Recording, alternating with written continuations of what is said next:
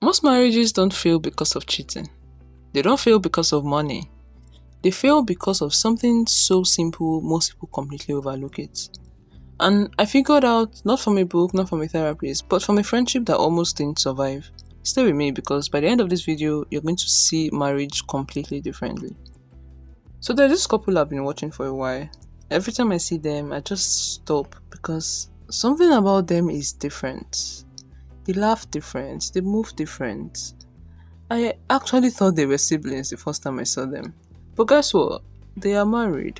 And I couldn't figure out what they knew that everyone else didn't until something happened that changed everything. But before I get to that, I need to tell you about Samuel. So I met Samuel in school. He stayed in the compound where I stayed.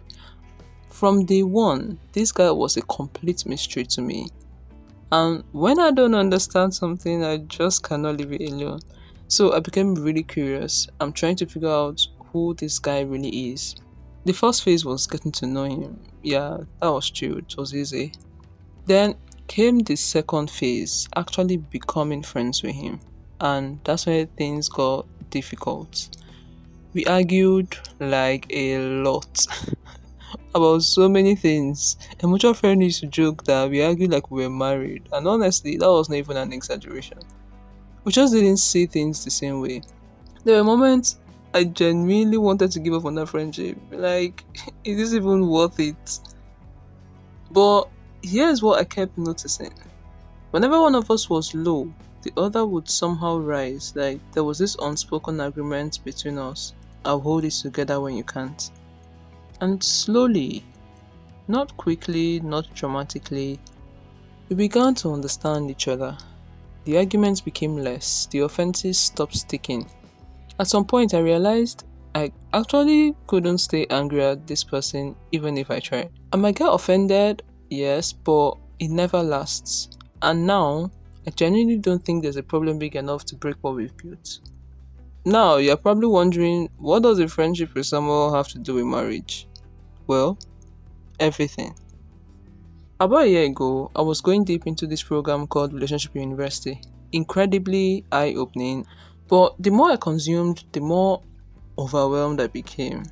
Not because it was bad content, but all these things to learn, all these things to apply. And I just sat back one day and thought, can anyone actually do all of this?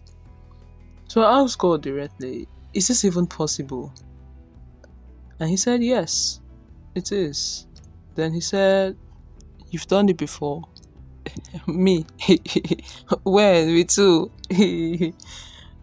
And he brought Samuel to mind. That's when it hit me.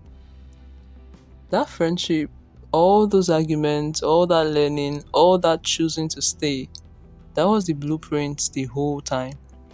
And then God said something that reframed everything. Marriage is simply friendship. And suddenly, that couple I mentioned at the beginning finally made sense to me. Those two aren't just husband and wife, they are genuinely deeply committed friends. That's why they play the way they do, that's why they gist like that, that's why the energy between them feels so different from most couples you see.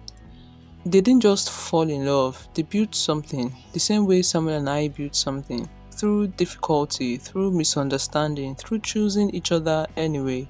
And I doubt any fights could scatter what they have. Here's what I believe is a quiet crisis in many marriages. Couples get married and stop being friends. Or they were never really friends and now they're trying to build it after the ceremony, which is not a bad idea, just that they don't see it to the end. And so many people end up just carrying a title, husband and wife, without the substance that should sit underneath it. But look at the couples who've been married for decades. The one who still have something real, something alive. Look closely at what they kept. It's almost always this. They stayed friends. So if you're married, pursue the friendship. Have the hard conversations. Have fun with your mates. Learn your mates the way you'd learn someone you genuinely want to understand. If you're already truly friends with your partner, congratulations, you've cracked the code. Protect that. And if you feel like you've both just become husband and wife in title, well, start today. If your partner isn't ready yet, pray for their hearts and maybe just send this video and say nothing.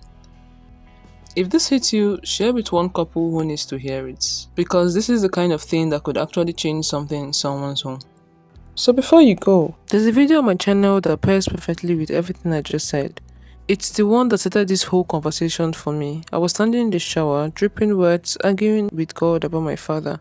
And what he showed me that day is exactly what makes this whole friendship thing we're talking about even possible.